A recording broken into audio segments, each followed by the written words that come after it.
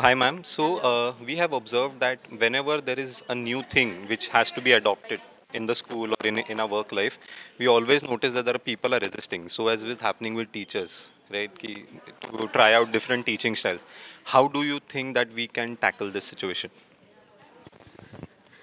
I think I agree to your point, and even we have done this thing when the things changed into pandemic. So it was difficult, but learning from experience, I believe, before resisting anything, a clear bifurcation and clear knowledge should be known about the product or whatever thing we are launching.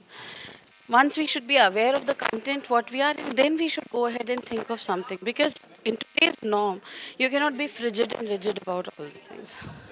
So we have to adapt and we have to upgrade ourselves. So we should accept whatever is coming our way, but we should do a research, understand it before resisting any of it.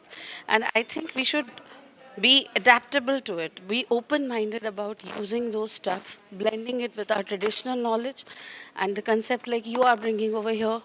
It is simplifying. If we just take it as a simplifying tool, it is fine. But if we take it as an upgrading tool with the traditional knowledge, it's going to have a huge impact on all the children.